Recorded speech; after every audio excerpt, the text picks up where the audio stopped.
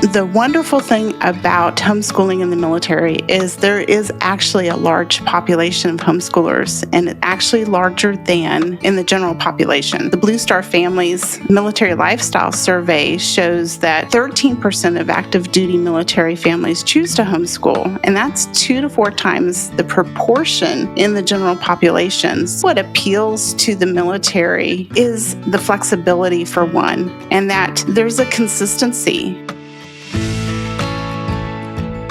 This podcast is brought to you by BJU Press Homeschool. Homeschooling is an exciting adventure we take with our children. One of the most challenging parts of this journey is choosing the curriculum you want to use. BJU Press Homeschool is a curriculum you can trust. All the books, resources, and videos have been designed with you and your child in mind. Their curriculum is educationally robust and rich, taking into account that children have different learning styles, strengths, and needs. Mom, you are in charge. BJU Press Homeschool is here to come alongside and support you. Do you need help with the teaching load, or is there a subject you just don't want to teach? Their amazing video courses are available for all grades and almost every subject. BJU Press Homeschool believes that homeschooling can produce a new generation of students who know God, love their neighbors, and stand firm in their faith. For more information, go to bjupresshomeschool.com. That's bjupresshomeschool.com.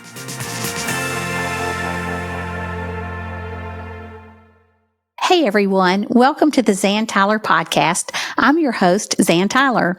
This podcast is devoted to encouraging you in your homeschool journey through conversations with amazing homeschool leaders and advocates.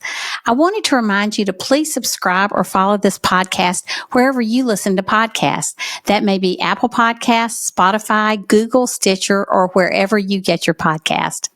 Please leave a review and rating, especially on Apple Podcast, if this show has helped you on your homeschool journey. It really helps the podcast out, and we sure do appreciate it. Also, we are now on YouTube, so if video is your style, please like and subscribe to the Zan Tyler podcast on YouTube. And be sure to go to the website, zantyler.com. You can find all my social handles there for the show, like Facebook and Instagram. You can also send me a message. So now with all of that out of the way, let me introduce you to my guest. Today, I'm joined by Crystal Niehoff. Crystal is an active duty Army chaplain's wife, mom of 5, and grandma to 5. In 2000, Crystal and her family began their homeschooling journey, which she now continues with her oldest granddaughter, Lexi. Nowadays, Crystal hosts the weekly podcast for homeschooling military families, the Military Homeschool Podcast, and co-hosts the bi-weekly podcast, History for Christian Teens, along with her husband, Kevin. She also writes a monthly homeschool blog for Army Wife Network. Welcome, Crystal. Well, good morning, Crystal. It is so good to have you with us this morning. Thank you for being here. Oh, good morning, and thank you for having me on. Well, you have a ministry to military homeschool moms, but you are also a homeschool mom yourself. So if we could start this morning, tell me a little bit about your children, your family, and how you got into homeschooling. Oh, certainly. We are an active duty military family. My husband's an active duty chaplain and Army chaplain, and currently stationed at Rock Island Arsenal, Illinois. We've got 5 kiddos. Well, they're still kids to me. They're all over 18 now, but our 2 youngest are still at home. They'll be graduating our homeschool this spring. And so I'm exploring empty nest syndrome. I think I'm starting to hit that. We got into homeschooling. It's kind of, to make a long story brief, when my 2 oldest daughters were in public school, and I had never really heard of homeschooling. My uncle homeschooled my cousin Shandel before and my aunt and uncle, before we really had a word for it. So that would have been back in the late 70s and 80s. Late 70s, man. That's hardcore. Yes. Yes. And he's always been one of those that's kind of been thought outside the box, and I've always admired him. He was the one that would tour the country and do all sorts of things. He was with the Christian Motorcyclist Association, that type of thing. And so he was homeschooling her, and but we didn't know what it was. We just thought, oh, they just don't want to quit traveling and put her in school, and my family would kind of whisper about it, but I always kind of was a little jealous because my own public school career was less than thrilling. So I didn't really care for public school. I loved to read and all the other stuff, but that just wasn't my thing. So anyway, then my two oldest began coming home from school and with telling me stories about some things that they were doing at school in first and second grade that early that just felt new age to me. And then my oldest daughter was being bullied at school, which I could identify with from my school career. And I had talked to the administrators, first with the teacher, and then, kind of moved my way up. And they just kind of took it as it's kids being kids. And so I just wasn't good with that. And then and bullying has become such a big issue now, much bigger probably even than when you experienced that. Your girls experienced it. Yeah. Yes. And at least they seem to do something about it now. And it was a boy that was bullying my daughter. Wow. So, but they just kind of blew it off as kids being kids. And then my second daughter she hated school. She would cry. She was in first grade. She already hated reading. They would send her home in first grade with all this homework already. And she was still going to bed early. She was still young and to get up early. So she was going to bed early. And I felt like I had no time with her. And so I just began to pray that we could afford private school. I didn't even know about homeschooling, and it just wasn't in the budget at the time. And began praying. And one day I'm flipping through the TV channels while they're at school, and I'm getting ready to do dishes just for something in the background to listen to. This is before we had all the technology that we have now. Right. And this is back in the year 2000. So, and a talk show came on, and the talk show host had a homeschool family on there. And that's the first time I really heard of the word homeschool. And they were really talking about it in a positive way. And so I kept it on. I'm not really into TV talk shows, but I listened to it while we did the dishes.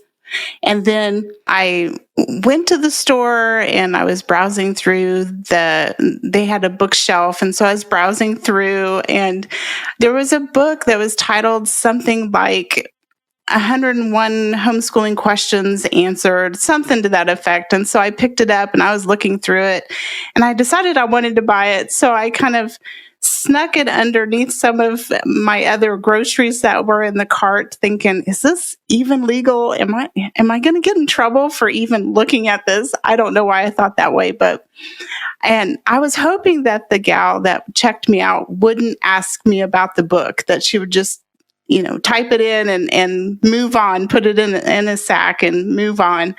But when I got to the checkout, she smiled when she came across the book, and I thought, uh-oh, here it comes. And she asked if I homeschooled, and I said, no, not yet. I was kind of thinking about it. And she said, oh, do it. My mom homeschooled my baby sister, and she did so well. And she went to college, got a college degree, and it was just such a great experience for her. And I always wished I would have been homeschooled. And so I just took that as the Lord's encouragement. Powerful. Yes. I mean, what are the chances? That's right. That was the Lord's thing. And books are so important. It was a book that started us down the homeschool journey too. The written word. I know you're a writer. I just think that's important. Anyway, so go ahead. Oh, for sure. And it was a great reference book. I went back to it over and over again, but my husband and I prayed about it, and we just decided to take a leap of faith, and we've been homeschooling ever since. How old were your girls at that point? First and second grade. So I want to say 6 and 7, maybe 7 and 8. They were pretty young. And so then you homeschooled all the way through high school. Yes. And it was an amazing experience. It bonds a family together. It's for the whole family, not just for the kids. And it's the best thing I've ever done. Besides having my kids. Yeah, right. No, I know that bonding is so strong. And you were talking before we went on air, you were talking about your youngest two graduating and empty nest syndrome. Somebody asked me the other day, and my kids have been grown and gone for a while, when did you get used to having an empty nest? And I thought, well, never. I mean, I look back on those homeschooling days. I love our life now. I love my grandkids, which is just such a beautiful, when I miss my own kids, now I have these 8 grandkids, and that just fills our life so much. Oh, yeah. But there's a corner of my heart that still grieves for that daily time with my kids when they were young. For sure. It's hard now that they're old enough to work so independently, and I just kind of oversee. Yes. So I'm already feeling that. So now tell me about, I want to talk about being a military homeschooler and your ministry there. But first, tell me about homeschooling. You're speaking of grandchildren. Tell me about when you had the opportunity to help your daughter by homeschooling her oldest. Oh, yes. What a blessing that was. It was back in 2020, and my daughter had just had premature twins. And then they went through a bout of RSV, that respiratory virus, and they survived, but it was just a rough go. And then COVID hit, and the schools closed it down. And my oldest granddaughter was in public school at that point. And my daughter had really wanted to homeschool from the get-go, but it just didn't work out for them. Her and her husband just couldn't agree on homeschooling at that point. But, the Lord works in mysterious ways, and He can use things that we think are bad to our advantage, And so Lexi, my oldest granddaughter, she really struggles with asthma, and then found that, and when they were still in school, that it was aggravated by mask use. And so then the schools closed down, and so I wanted to help. She was overwhelmed by the school's requirements of them, and didn't want her to get behind. And so my husband said, well, why don't you do it? You've been homeschooling for a long time. And I'm like, we were stationed in South Carolina, and my granddaughter lived in Kansas. And how? And he says, well, we're in the age of the internet. There's got to be a way. And so I prayed about it and talked with my daughter about it. And so I homeschooled Lexi for 2 years via the internet and the phone. And it was such a blessing. And we worked together, my daughter and I, to come up with a plan and her curriculum. And I carried it out. I would go over her schoolwork with her, and we would pray together. And it was a great time to really pour into my granddaughter's life. It was amazing.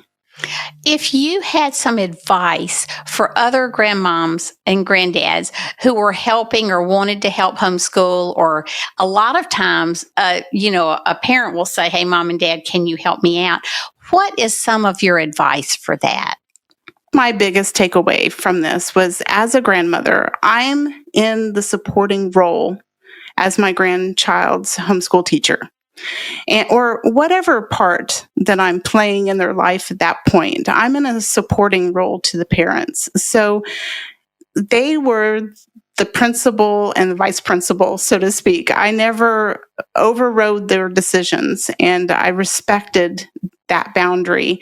And so we were able to work together as a team, including Dad, and which got him fully on board with homeschooling, and then so into all of their lives. it really caused our relationship to flourish. And we grew closer. I grew closer to my son-in-law, and we had mutual respect. And it was just it was peaceful. It was a beautiful time because I wasn't trying to tread into their territory or tell them how to do it. The decisions were theirs, and then I supported. That I think that is so important. And as our kids get older, we do move more into a friend or coaching or support role than when they were home. And Right. I think it all behooves us to make that switch. So, well, that is so powerful. And I see where you actually wrote an article about that for the Old Schoolhouse magazine. How did that Yes, I happen? did. Well, at the time I was working, I believe it was the spring of 2021. Anyway, at the time I was working for the Old Schoolhouse, and they had an opening. I pitched the idea, and they accepted it, and so I wrote the article for them, and it has been probably one of my most lovingly written articles of all the writings I've done. That was just pouring my heart out for my love for homeschooling, my love for my grandchildren and my children. And, I think at the end of the day, people will talk to us about how hard homeschooling is. The most motivating factor, I just think, is our love for our kids and our love for our grandkids. I can remember reading a professor from Columbia University, and he said, while homeschooling doesn't make a lot of sense to me, I've never been able to teach my distinguished colleagues at Harvard and Columbia University really the magic of loving your kids and what the links parents will go to find out what they need to know to teach their children. So, boy, that is such a powerful, powerful testimony, Crystal. So, tell me a little bit about your military background and how you came to really have such a distinct ministry for military families. First, I have to ask you, were you stationed at Fort Jackson, Columbia? Yes. So we have a lot of military chaplains that go to our church, and it's about 10 miles out our back door. So, neat. I would have loved to have run into you there. Yes, I can't believe we missed each other. My military background is, I really didn't know a lot about the military. I grew up in a small town, and the only thing I really knew is my dad served in the Navy, but this was before I was born, but I was very proud of it, and my mom was too. But my husband, like I said, he's an active duty Army chaplain, and he's been serving for 22, 23 years now. We're nearing retirement. He had a short span of time where there was a break in service, but the Lord called him back. And so he's been serving since then. And so that's kind of my military background. And then he's a chaplain, and so part of that is I help him with his ministry to families. And then I started blogging for a company, a military spouse organization network called Army Wife Network, and then it came up for sale. She was retiring, her husband was retiring, and so I purchased the company. And so for several years there, I was the owner and CEO, and loved it. It was such a great opportunity. I came across so many amazing military spouses that way, and it's been a blessing. And it's now rebranded to Mission Mill Spouse after I had sold the company to another military spouse. And so he kind of passed the torch, so to speak. But then for homeschooling, I had talked about homeschooling some when I owned the company and would have guests on. We had a podcast that we called Army Wife Talk Radio, and so we would talk about homeschooling. Let me ask you this: had you were you homeschooling at the point where you started working with the Army Wife Network? Yes. Okay. Yes. Okay. So I purchased the company, I want to say, if I can remember right, 2015 I purchased that, and I just recently sold it. So it was just time. We're getting close to retirement. It was I felt like it was time scale down a little bit because I have now 6 grandbabies, and I just want to pour into their lives. And we're working on getting closer to Kansas, where they all currently live. That's great. So did you have a support group for homeschool moms, or how did you reach out to military moms who were homeschooling? Most of that was just ones I knew. We have different organizations on post. In the Army, we have Protestant Women of the Chapel, which I was really involved in. And we also had a homeschool room. And the kids would go while the moms were meeting and having our Bible study. They could work on school in the room and kind of get to know each other, and then play in the gym afterwards. And so I met moms that way, or through chapel. The chapel we attended on post at different places. And so they just came across, or it may even have been different ways, have been like through Army Wife Network. Someone may have written in and asked a question about homeschooling or about educational choices in the military. And so I would answer that question. So there's been a variety of ways. What are the biggest needs of military families as homeschool families? And how does homeschooling fit the military lifestyle? Oh, great question. The wonderful thing about homeschooling in the military is there is actually a large population of homeschoolers, and it's actually larger than in the general population. So, in fact, the Blue Star Families Military Lifestyle Survey shows that 13% of active duty military families choose to homeschool, and that's 2 to 4 times the proportion in the general population. So I think what appeals to the military is the flexibility, for one, and that there's a consistency. We move frequently. My husband's at a point in his career, we're moving every 2 years. Mm-hmm. And if I were to pull my children out of school and then put them into a different place, they're on top of the adjustment of moving to a new community every few years. They're then having to readjust to new teachers, new curriculum. We have learned through others that it's not the same across the board, even when you stay within the United States.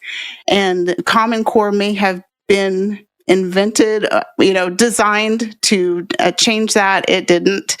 And so state to state, I've heard of families where children got behind, or then they would move and they just felt so behind that they couldn't catch up.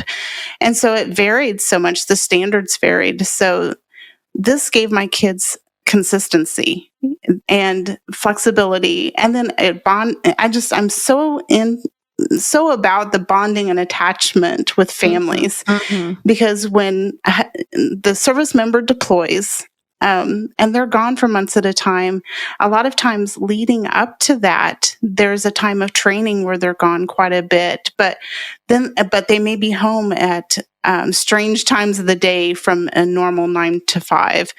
And my kids could spend time with Dad, and they didn't have to go off to school, and he was missing out on that time with them. And in the middle of the night, if there was a chance to Skype with him, they were able to be involved in that, because we weren't chained down to a school schedule. We could make it. They didn't have to be up at 6 o'clock in the morning to catch a bus, and so they could be up at night Skyping with their dad. Yeah. Right.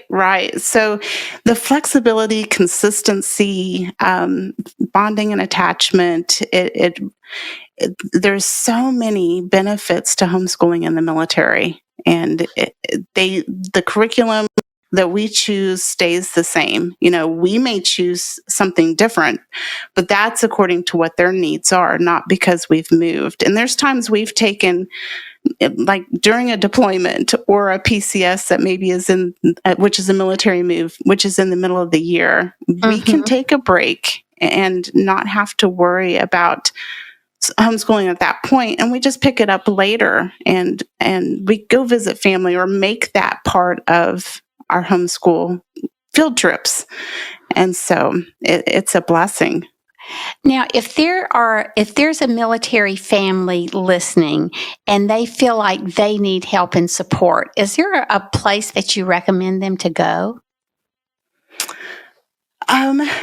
My podcast, Okay, good. or even contact me. What is the name of your podcast, Crystal? It's the Military Homeschool Podcast, and you can find it at militarymomeschoolpodcast.com. And always reach out to me. I can give my contact information, but I love to help families.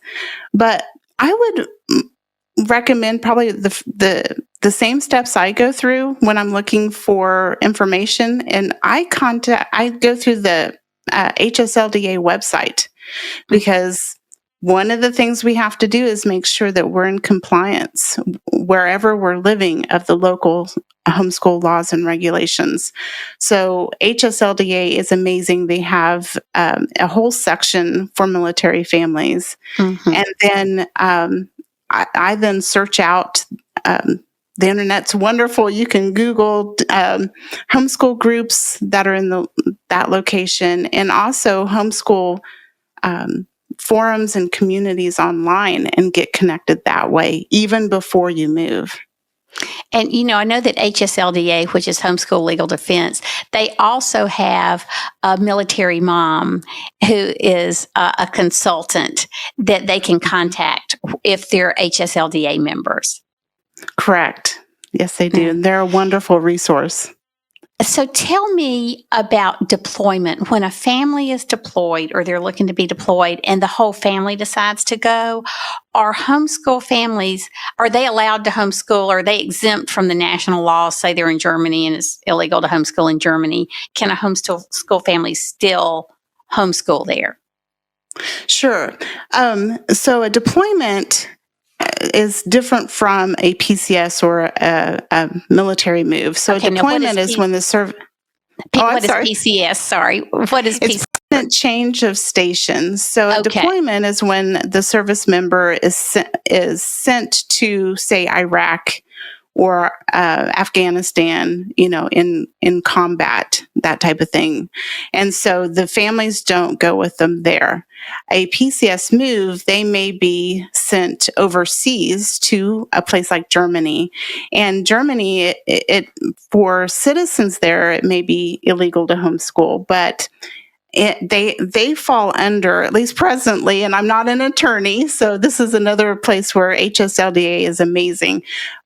So check with them. But the SOFA Act, which is the Status of Forces Agreement, is for military families that live in these countries that fall under that. And Germany, for instance, is one where Germany does not oversee the educational choices for U.S. military service member families. So you can homeschool freely in Germany as long as you and your children are on those orders. So there are times when a service member may be given orders to go by themselves. And if you're not on those orders, then that doesn't apply. But if you are on those orders along with your children, then that would apply to your family. Well, that is good to know. So, real quickly, tell military people how they can contact you. Absolutely. You can email me at militarymomeschoolpodcast@gmail.com, or find me online at militarymomeschoolpodcast.com. And social media using that handle as well, Military Homeschool Podcast. So, Crystal, you and I are both at the point now where you still have two at home that will be graduating. But I often have moms ask me, is there life after homeschool?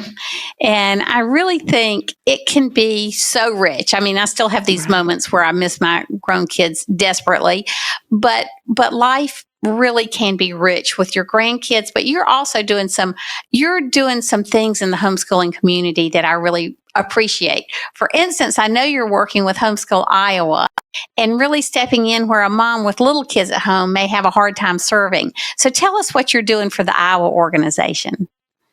Currently, I'm their social media coordinator and membership coordinator. And I got involved with Homeschool Iowa because my kids were just didn't need me as much anymore. And I wanted to keep giving back. And honestly, I didn't want to let go of homeschooling. I just love homeschooling. I believe in it so fully. And I wanted to help others and give back in that way with the time that I now have. So I contacted them and said, are you looking for any volunteers? And that's how I got started. And volunteering is such a wonderful way of getting connected. It's something I started back when I was moving so frequently. Whenever I get into a new community, I like to find a way to volunteer there. And it's a great way of making connections. And the Lord has blessed me with Homeschool Iowa because it is such a great group of people. They love homeschoolers. They love the military. And they have been so welcoming to me and my family. And they love the Lord and they love serving homeschool families. And so it's such a blessing to work with them. I was in Iowa last year speaking at their Capitol Day. So Joe and Elizabeth Bailey are good friends. Yes. And they do what a wonderful couple. Yes, they do a great job. So let me just encourage you moms out there to do what Crystal has done, whether you're military or not. If you find yourself with some time on your hands and you've been wanting to serve, I would encourage you to find your state organization or a local support group and figure out how you can give back now that your children are grown. It's so much easier. Well, I won't say so much easier for us. It amazes me how busy I stay since we quit homeschooling, but we have the bandwidth sometimes to do some things that moms in the trenches of homeschooling can't. So, Crystal, Right. Before we go, is there anything else you would like to share about homeschooling or a word of encouragement to the families who are listening today? Oh, yes. I was thinking and praying about this, and I just want to encourage parents today with what the Bible promises in Proverbs 22, verse 6, that says, train up a child in the way he should go, and when he is old, he will not depart from it. And thinking about that verse, we can trust that as we follow the Lord's leading, that he will take care of the outcome. And so I just want to encourage parents to do your best and then leave the results up to God. He is faithful. Well, that is powerful. One last thing before you go. We talked about this, that we're both married to our best friends. And, for homeschool moms, and I know you know this, you've got to pay attention to your marriage. And sometimes it can be the last thing on your list because you're tired. You've been giving all day. You may be pregnant, nursing babies, homeschooling, but make sure somehow you find time to reclaim and keep that relationship with your husband. Oh, yes, that is so important, and so important in a military marriage because we move a lot. And so we are in between times where we have other outside friendships. That friendship that we build with our spouse is vital to keeping marriage alive because we don't always feel love. I don't know about you, but I don't always feel that way. It's a choice, but it helps that we have things in common. And then I accept that he's a Cubs fan. And so I've gone to baseball games and rooted for his team, even though I'm yawning during some of the games. And I'm a history buff and he's a history buff. So we've even created a podcast together that was called History for Christian Teens. That was a great way for us to minister together in a fun way with great. something that we both love. Yes. And he has just always been as much of a support to me as we often think of the spouses, the wives supporting our military husbands, but he's just as supportive. And it's not always been easy, but I I believe it was Billy Graham that said that marriage is the union of two forgivers, or maybe it was Ruth Bell Graham, but it is so true. Forgive and just accept that we're different and love each other through it. And it's got to be a choice. You've got to choose to love. It's a verb, not an act, not a noun, not a feeling. That is so true. And one day, I can remember when our kids left home, I looked at Joe and I thought, oh, this is fun. I know you, and it was so good that we were friends when the kids walked out the door, because we've seen a lot of our friends' marriages end when the kids leave home. And to me, that's sad. The husband in a homeschooling family, usually the mom's gotten engrossed in homeschooling and the father and the husband's gotten engrossed in career. Now, that's not always the case now, because I know we have a lot of working moms who homeschool, but it's easy to focus on something else besides your marriage, and you've got to save some time for that. Oh, so, yes. Crystal, and your kids are watching you. That's true. That is so important, and it will be important for their marriages later on. You always hear the greatest thing a husband can do for his kids is love their wife, and vice versa. It has been such a pleasure having you on today. One more time, let's give people your podcast name and your email address one more time so they can find you.